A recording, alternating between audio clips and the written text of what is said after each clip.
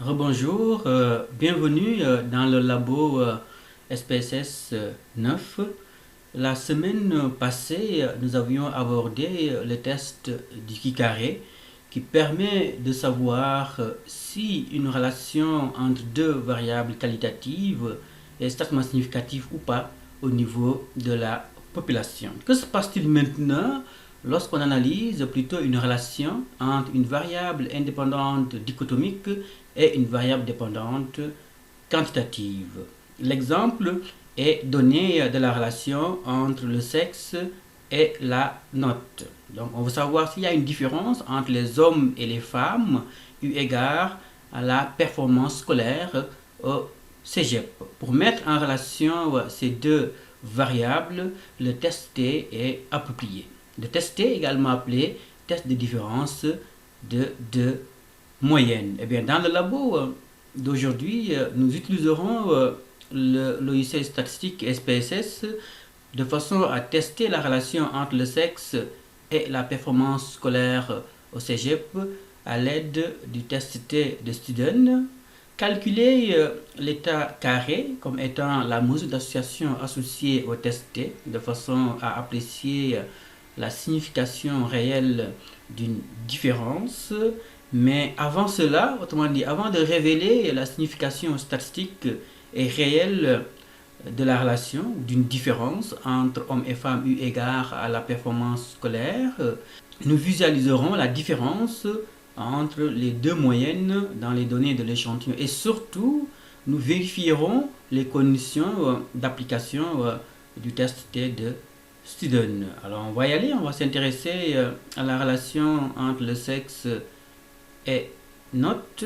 Alors pour ce faire, on va peut-être cliquer sur le menu utilitaire de façon à voir apparaître la façon dont la variable par exemple sexe est codée. Donc on va cliquer sur variable. Alors on a ici la variable sexe qui est la variable indépendante, donc qui comporte deux groupes, un femme, deux hommes, et la variable note qui est ici une variable d'échelle, autrement dit une variable quantitative. Et donc ici, la variable sexe étant dichotomique, la variable note quantitative, eh bien la relation se prête bel et bien au test T de Student. Par contre, pour ce qui est de la variable note, on en avait déjà parlé, cette variable comporte des cas déviants. Autrement dit, il y a des cas qui ont des notes anormalement basses, des notes qui sont comprises entre par exemple 1 et 45. Alors, nous avions appris à éliminer effectivement ces scores aberrants de façon à retenir seulement les notes qui sont supérieures ou égales à 100%.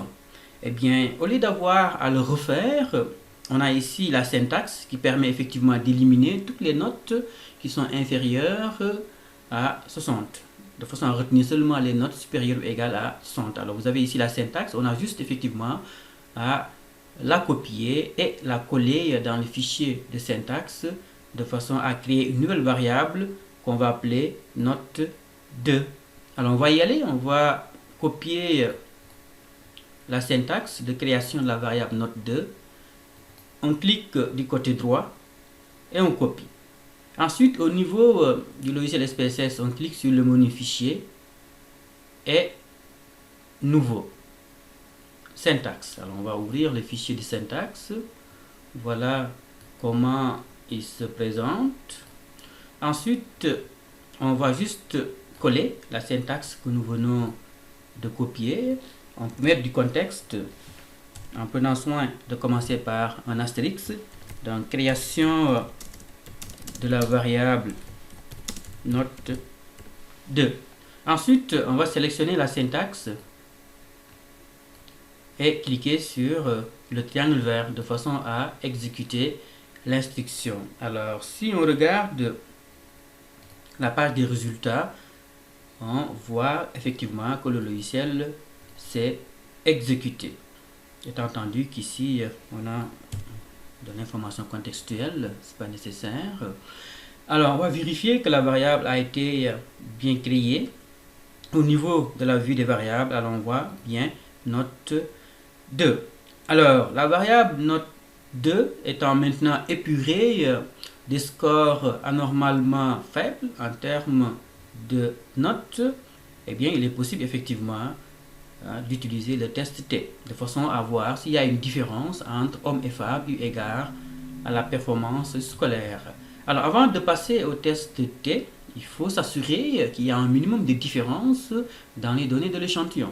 Et il est possible effectivement d'en avoir une idée en sortant ce qu'on appelle le diagramme des moyennes. Alors, on va y aller, on va sortir le diagramme des moyennes mettant en relation le sexe et note 2.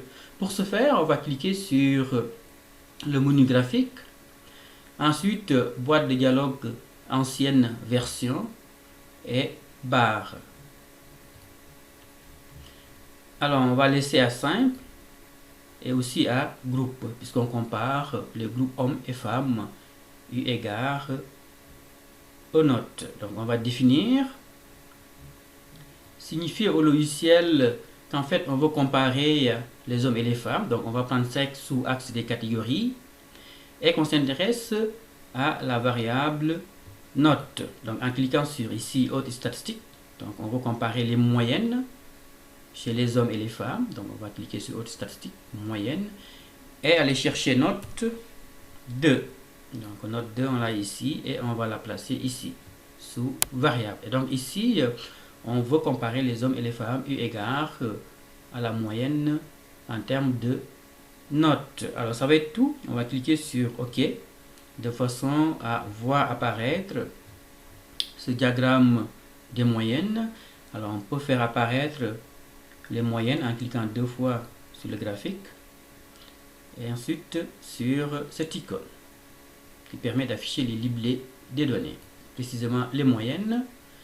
On ferme et on ferme.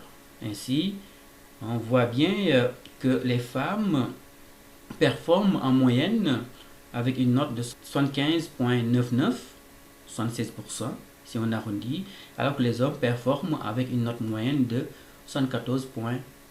Et donc, il semble y avoir une différence. Précisément, les femmes semblent mieux performer que les hommes, notamment au cégep.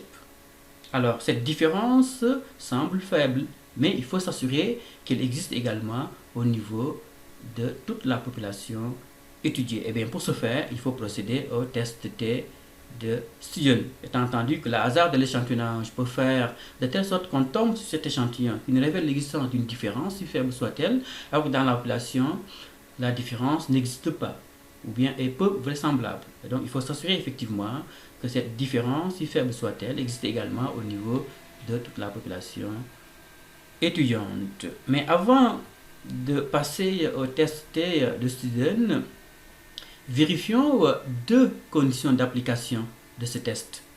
Deux conditions les plus importantes. Précisément la normalité. Donc il faut que la variable note soit distribuée à l'intérieur des groupes hommes et femmes, mais aussi il faut que les variances des groupes hommes et femmes soient égales, ce qu'on appelle l'homogénéité des variances. Alors, pour ce faire, on va utiliser une nouvelle commande d'SPSS qu'on n'a pas encore vue, qu'on appelle explorer. Autrement dit, on va tenter d'explorer la variable note à l'intérieur des groupes hommes et femmes, de façon effectivement à vérifier les conditions de normalité et d'homogénéité. Alors on va y aller, on va cliquer sur le menu analyse, ensuite statistiques descriptives et explorer. On voit apparaître une fenêtre contextuelle.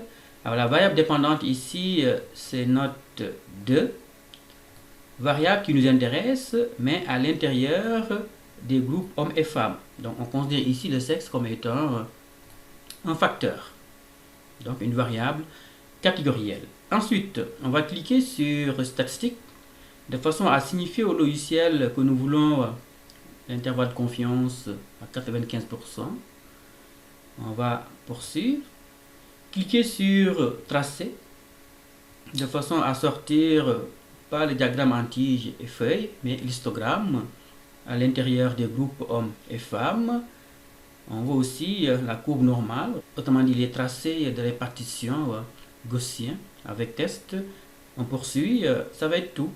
Donc on clique sur OK de façon à voir apparaître cet ensemble de résultats. En particulier, le premier tableau récapitule un peu les observations. Alors ce qui nous intéresse en particulier, c'est ce premier tableau intitulé descriptive ou caractéristique selon les versions du logiciel.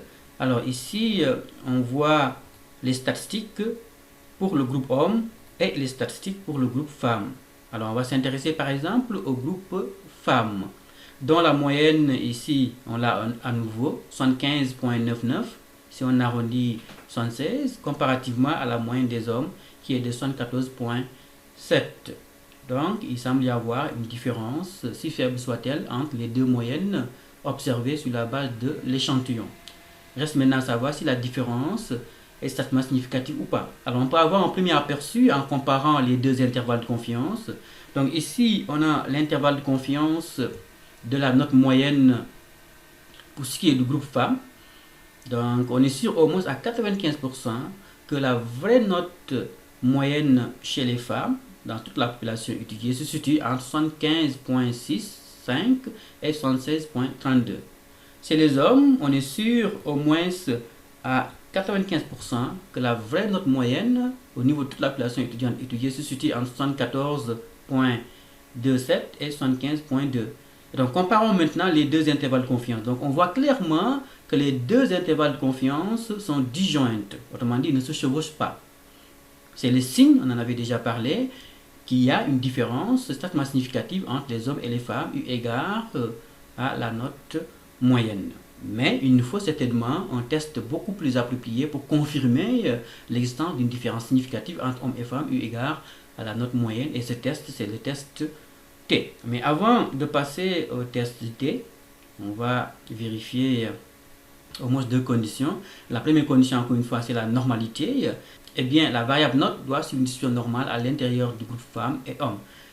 On va s'intéresser au groupe femmes.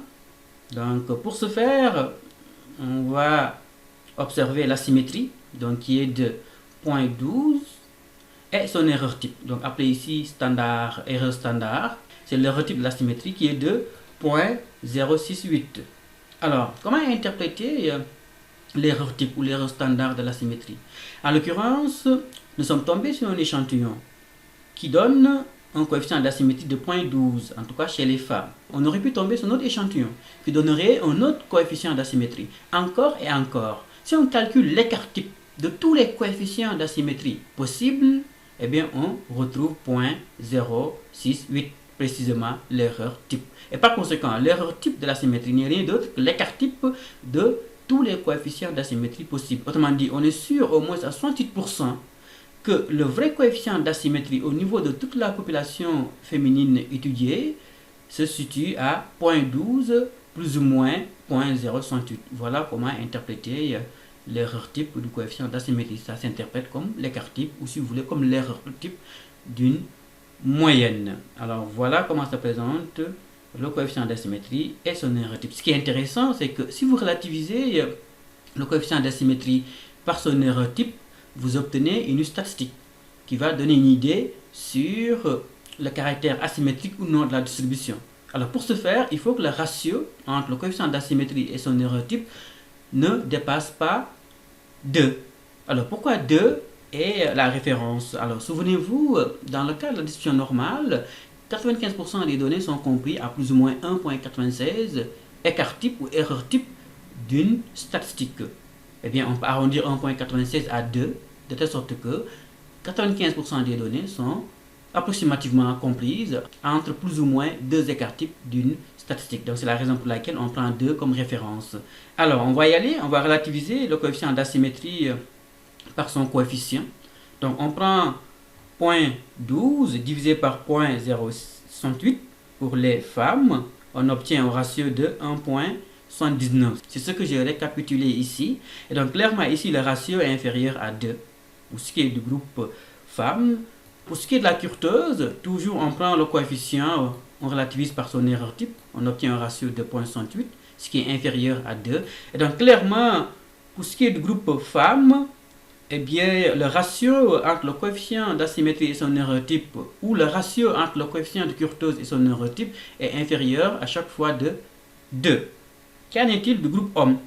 Eh bien, nous avons un ratio de 2,53, ce qui est quand même légèrement supérieur à 2 pour ce qui est de l'asymétrie. Par contre, pour ce qui est de la kurtose, le rapport ou le ratio est inférieur à 2. Et donc, il semble y avoir un léger problème d'asymétrie du côté du groupe homme. Mais dans l'ensemble, la distribution ne s'écarte pas trop par rapport à la normalité, autant chez les hommes que chez les femmes.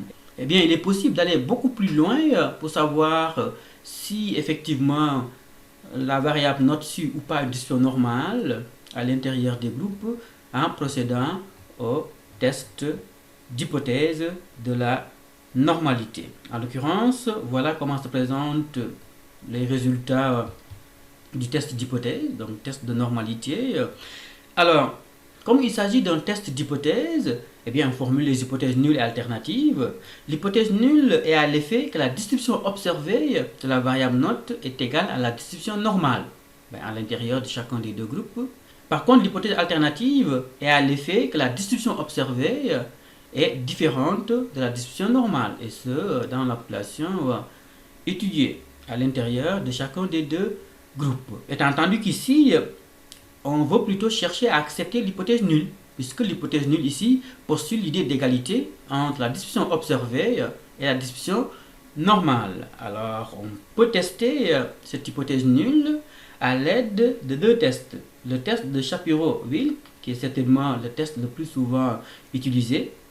Donc, on voit bien ici que le p-value est de 0.000, autant chez les femmes que chez les hommes.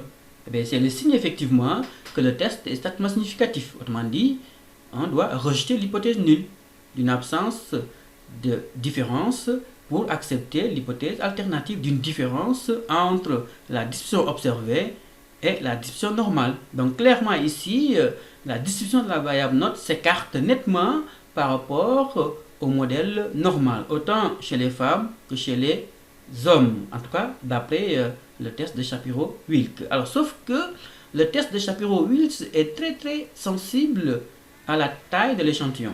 Ici, l'échantillon étant de grande taille, et donc ce test sera d'autant plus biaisé. Alors, parfois, on peut préférer utiliser l'autre test qu'on appelle le test Kolmogorov ou Smirnov, qui est un peu moins sensible à la taille de l'échantillon. Mais ici également, le test donne les mêmes résultats, à l'effet qu'effectivement, la variable note n'est pas distribuée normalement à l'intérieur des groupes hommes et femmes. Sauf que, à l'instar de tous les tests d'hypothèse, eh bien, les tests de normalité ont tendance à être statistiquement significatifs au fur et à mesure que la taille de l'échantillon est grande. En l'occurrence, ici, nous sommes en présence d'un échantillon de grande taille, puisque nous avons 1297 femmes et 643 hommes. Et donc, tout naturellement, ce test ou ces tests auront tendance à être significatifs, du fait en particulier de la taille de l'échantillon. Et donc, c'est la raison pour laquelle ces tests de normalité sont moins intéressants, en particulier lorsque la taille de l'échantillon est grande.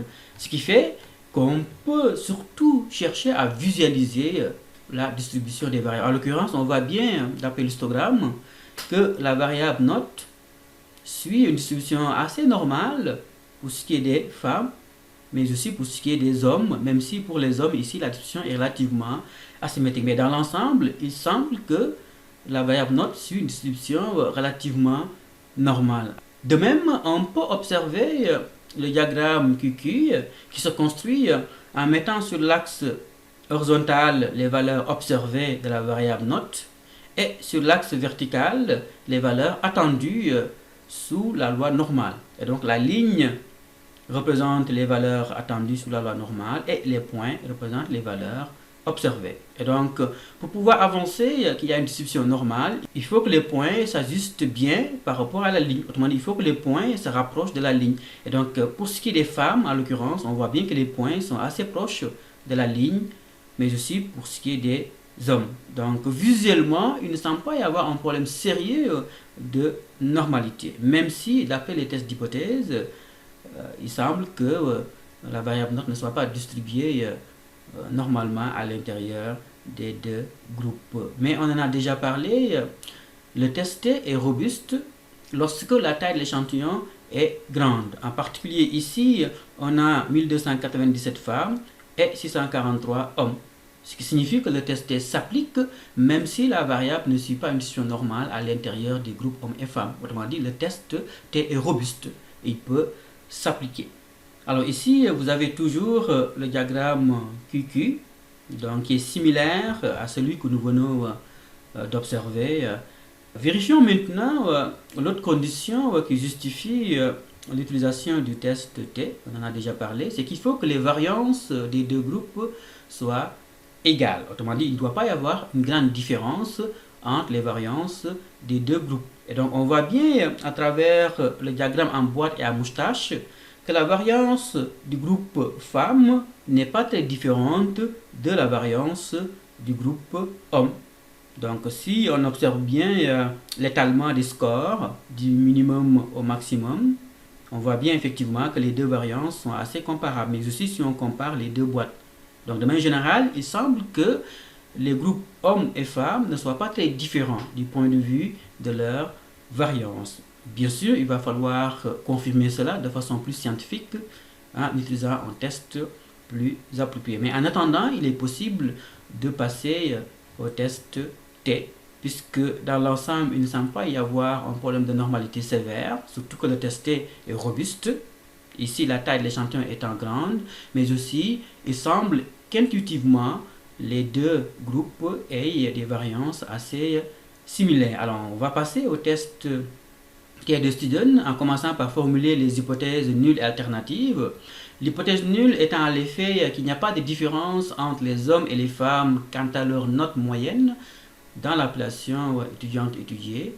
Autrement dit, la moyenne du groupe 1 est égale à la moyenne du groupe 2, alors que l'hypothèse alternative postule plutôt qu'il y a une différence entre les hommes et les femmes quant à leur note moyenne. Précisément, la moyenne du groupe 1 est différente de la moyenne du groupe 2, étant entendu qu'on cherche plutôt à tester l'hypothèse nulle d'une absence de différence, ou si vous voulez d'une égalité entre les deux moyennes de groupe. Alors on va y aller. Pour ce faire, on va cliquer sur le menu analyse, ensuite comparer les moyennes, et ici vous avez plusieurs tests T. Alors vous avez test T pour l'échantillon unique qu'on a utilisé lorsque nous abordions l'intervalle de confiance. Donc c'est dans le cas d'un seul échantillon. Donc ici nous avons plutôt deux échantillons. Donc on va utiliser le test T pour échantillon indépendant. Donc l'autre condition d'utilisation du test T de Student, c'est qu'il faut que les deux groupes soient indépendants. Autrement dit, le choix d'un homme ne doit pas dépendre du choix d'une femme. Donc ici, cette condition est respectée. Généralement, la condition d'indépendance n'est pas respectée lorsqu'on travaille avec un devis, par exemple, expérimental, où vous avez un groupe contrôle, un groupe expérimental, ou lorsqu'on a surtout des mesures répétées. Mais en général, la condition n'est pas difficile à respecter. Ici, en particulier, nous avons des groupes indépendants, autrement dit, le groupe homme et le groupe femme. Alors, on va y aller, on va cliquer sur tester pour l'échantillon indépendant, de façon à voir apparaître cette fenêtre contextuelle. Donc la variable à tester, c'est la variable dépendante, on va aller la chercher, c'est note 2, on va la mettre sous variable à tester. Ensuite la variable de regroupement, c'est la variable indépendante sexe, on va la placer sous variable de regroupement. Et surtout très important, il faut signifier au logiciel le code qui est affecté à chacun des deux groupes. Alors bien, pour ce faire, on va cliquer sur définir des groupes et signifier au logiciel que le groupe 1 c'est le groupe codé 1, il me semble que ce sont les femmes, et 2 c'est le groupe qui est codé 2, précisément les hommes. Étant entendu qu'on aurait pu aussi mettre à la place de groupe 1 2, à la place du groupe 2 1, mais vous aurez compris que cela va déterminer le signe du T de Student. Alors on va poursuivre en cliquant sur poursuivre. Alors au niveau des options, on va laisser l'intervalle confiance à 95%, ça va être tout. Alors on va cliquer sur OK pour valider l'instruction qui vient d'être donnée. Alors voilà comment se présentent les résultats du test de Student. Le premier tableau, c'est le tableau des moyennes. Donc il compare la moyenne des 1297 femmes à celle des 643 hommes. Donc clairement, il semble y avoir une différence entre les deux moyennes observées. Alors ici, vous avez l'écart type associé à chacune des deux moyennes observées. Et la nouvelle information, c'est surtout l'erreur standard moyenne, ou simplement l'erreur type. En particulier, nous sommes tombés sur un échantillon qui a donné une moyenne de 75,99 pour les femmes et une moyenne de 74,7 pour ce qui est des hommes. Si on devait répéter l'expérience de sélection de l'échantillon 100 fois, on est sûr au moins à 68% que la vraie moyenne au niveau de la population féminine va se situer à 75,99 plus ou moins 0,1697 et chez les hommes à 74,74 plus ou moins 0,2379. Et voilà comment interpréter l'erreur type qui est associée à chacune des moyennes observées. Ensuite, vous avez certainement le tableau le plus important, donc qui récapitule les résultats du test T, proprement dit. Alors, on en a déjà parlé, le test T de Student s'utilise sous l'hypothèse de variance égale. Alors ici, vous avez les résultats sous l'hypothèse de variance égale et les résultats sous l'hypothèse de variance inégale. Donc, vous savez que les statisticiens se divisent en deux groupes essentiellement. Vous avez les puristes et les libertins. Alors, les puristes, généralement, respectent les conditions d'application des tests d'hypothèse, comparativement aux libertins qui ont tendance à relâcher les conditions d'application des tests d'hypothèse. En général, les psychologues sont davantage puristes que les sociologues. De telle sorte que si vous êtes libertin, vous pouvez tout simplement lire les résultats de la première ligne, puisqu'effectivement le test de Student s'utilise à la condition que les variances soient égales. Donc on peut ne pas vouloir vérifier si vraiment les variances sont égales ou pas. On peut tout simplement automatiquement lire la première ligne, donc qui correspond au résultat du test de Student. Alors si on le fait, on voit effectivement qu'on a un T calculé de 4,24 avec un nombre de degrés de liberté de 1938, puisque le nombre de cas est de 1940, moins un cas pour chacun des deux groupes. On se retrouve avec 1938 degrés de liberté. Alors, comparons le T calculé au T critique, connaissant le nombre de degrés de liberté. Malheureusement, SPSS ne donne pas la valeur critique, mais si vous allez sur la table de distribution d'échantillonnage du T de Student, vous allez trouver une valeur critique de 1,96 avec 1938 degrés de liberté, on peut considérer cela à l'infini, et un seuil de 0,05 pour un test bilatéral, puisqu'on a formulé l'hypothèse alternative en termes bilatéral ou bidirectionnel. Il nous faut minimalement un T critique de 1,96 pour pouvoir rejeter l'hypothèse nulle. On est sur l'hypothèse nulle d'une absence de différence entre hommes et femmes eu égard à la note moyenne. Et justement, s'il n'y avait pas de différence entre les deux groupes, on peut se retrouver avec un échantillon qui donne un T calculé de 0, ou bien un autre échantillon qui donne un T calculé de 1,4, ou un autre échantillon qui donnerait un T calculé de moins 1,4, encore et encore. De telle sorte que si vous vous rendez compte de la distribution de tous les T possibles sur l'hypothèse nulle, vous obtenez ce qu'on appelle une distribution normale. Et par conséquent, voilà comment se présente la distribution du T de Student. Eh bien, elle s'apparente à la distribution Z de la loi normale, mais à la condition que la taille de l'échantillon soit suffisamment grande. Et donc, encore, si on devait répéter l'expérience de sélection de l'échantillon 100 fois, on est sûr au moins à 95% que les échantillons vont avoir des T compris entre moins 1,96 et 1,96, soit la zone de nullité de la relation, ou de nullité de la différence. Et donc la question qu'on se pose ici est de savoir où se situe notre t calculé à nous. Est-ce que notre t calculé à nous se situe dans cet intervalle de nullité de la différence, c'est-à-dire autour de 0, ou bien est-ce que notre t calculé s'écarte nettement par rapport à 0? Et donc ici, le t calculé étant de 4.24, clairement, on voit bien que ce t calculé se situe en dehors de la zone de nullité de la relation. Autrement dit, la valeur calculée du t 4.24 est très éloignée par rapport à 0. Eh c'est le signe effectivement qu'on doit rejeter l'hypothèse nulle d'une absence de différence entre hommes et femmes quant à la note moyenne. Et donc ici, on est sûr au moins à 95% de ne pas nous tromper lorsque nous rejetons l'hypothèse nulle d'une absence de différence. Donc voilà comment interpréter les résultats du test T de Student. Donc une première possibilité, c'est de comparer la valeur calculée du T de Student à la valeur critique et s'assurer que le T calculé est plus grand que le T critique. Alors une deuxième façon effectivement de faire consiste à comparer la probabilité calculée par SPSS par le seuil de signification. Alors la probabilité calculée, on l'a ici. Donc si on lit toujours la première ligne, on a une probabilité calculée de 0.00. Donc il faut s'assurer que cette probabilité calculée soit plus petite que le risque d'erreur maximal qu'on peut se permettre. Par exemple 0.05. Donc ici clairement 0.000 est inférieur à 0.05. Précisément, si nous rejetons l'hypothèse nulle, le risque d'erreur est de seulement 0.0%, ce qui est inférieur à 5%.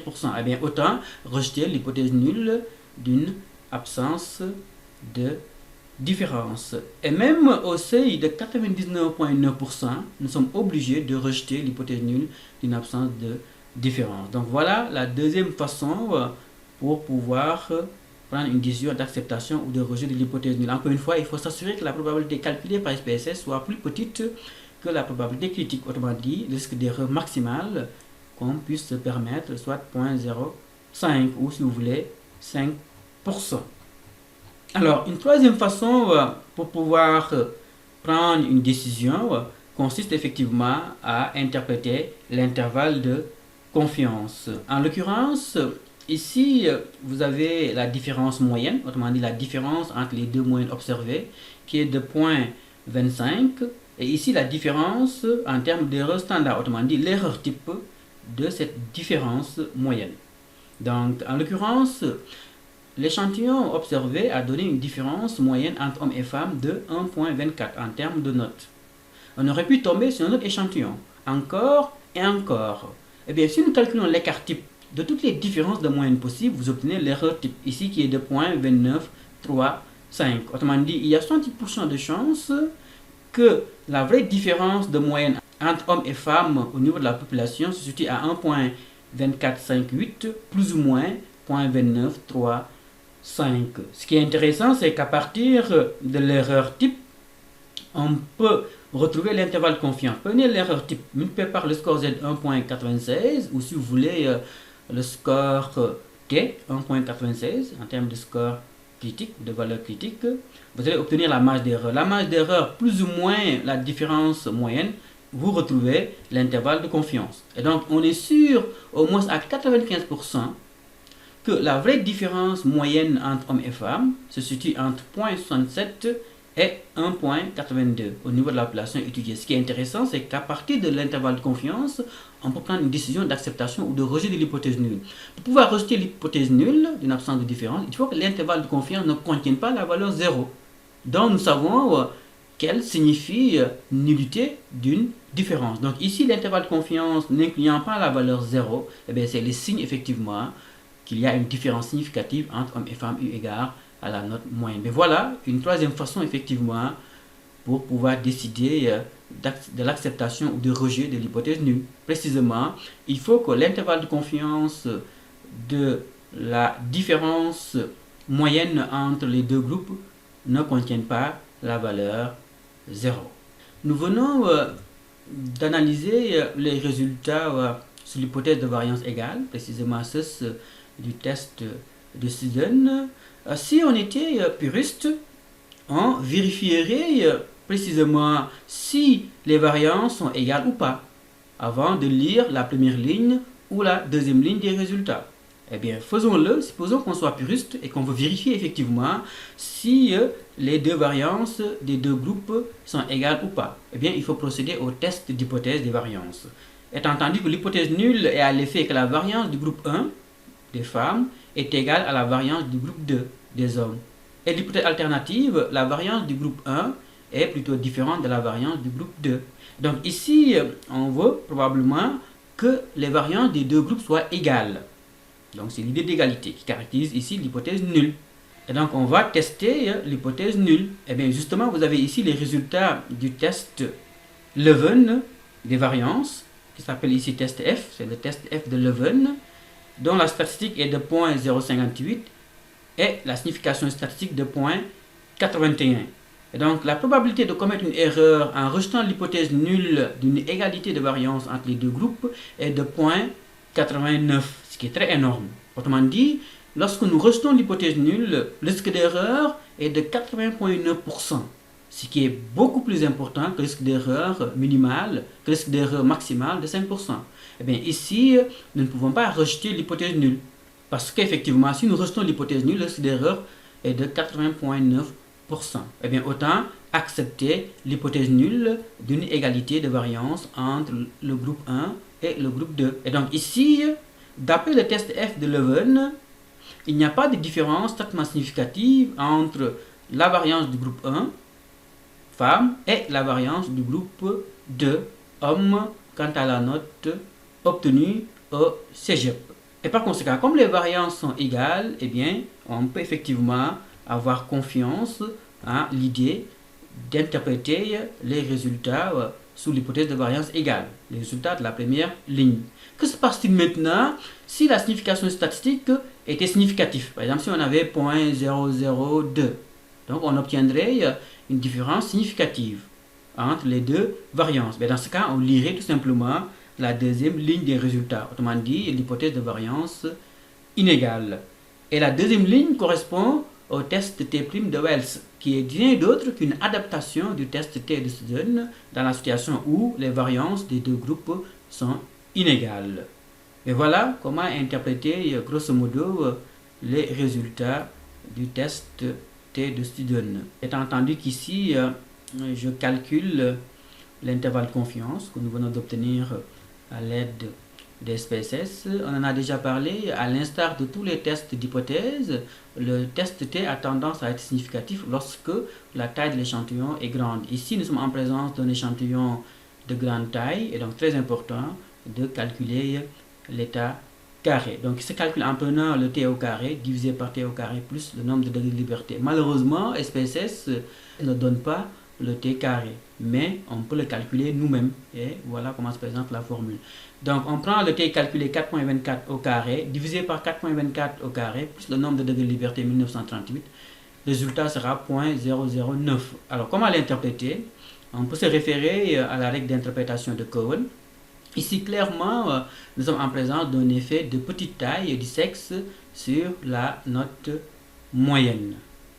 Encore, le sexe explique seulement 0,9% de la variation dans la moyenne générale obtenue à la fin du cégep. Ce qui signifie qu'il y a probablement d'autres variables qui expliquent la variation dans la note moyenne obtenue au cégep, comme par exemple le statut socio-économique. Alors c'est donc une proportion faible qui est expliquée ici par le sexe. Alors l'intérêt de l'état carré, c'est que non seulement son coefficient varie de 0 à 1, mais on vient de le voir, il s'interprète également non seulement en termes d'effet de taille ou d'intensité, mais aussi en termes de variance ou de variation expliquée. Par contre, il est possible de trouver une alternative à l'état carré en utilisant ce qu'on appelle le D de Cohen, étant entendu que l'état carré s'interprète d'une façon moins intuitive. Alors on voit bien que les valeurs de l'état carré ont tendance à être assez faibles. Alors on peut vouloir peut-être utiliser le D de Cohen dont les coefficients sont beaucoup plus élevés. On le voit bien ici, 0,20, 0,50, 0,80 comme témoignant d'un effet de petite taille, de taille modérée, ou de grande taille. Voilà comment se présente la formule du dé de Cohen. Donc vous prenez 4.24, soit le dé calculé, 1 sur N1, soit la taille du groupe 1 des femmes, 1 sur N2, soit la taille du groupe 2, précisément des hommes. Le résultat sera 0.20. Et donc on voit bien que 0.20 est plus élevé que 0.009. C'est peut-être un intérêt par rapport à l'état carré. Donc quoi qu'il en soit, ici nous sommes en présence d'un effet de petite taille. Par contre, l'inconvénient du dé de Cohen, c'est qu'il peut donner une valeur dépassant 1. C'est la raison pour laquelle c'est une mesure d'association qui est moins souvent utilisée en sciences sociales, en particulier en sociologie. Alors que les psychologues ont plutôt tendance à utiliser le dé de Cohen. Alors nous en sommes à la façon de présenter les résultats de façon publiable. En particulier, voilà comment se présente le tableau. Donc vous mettez les moyennes associées aux deux groupes ainsi que le nombre de cas. La valeur du t calculé est l'état carré. Étant entendu qu'on va mettre 3 astérix pour signifier ici que le test est significatif au moins à 99.9%. Alors voilà une façon d'interpréter succinctement les résultats. Alors si vous êtes courageux et que vous avez le temps, vous pouvez faire les exercices pratiques de façon à consolider vos acquis. Et voilà, ça va être tout pour le labo SPSS d'aujourd'hui.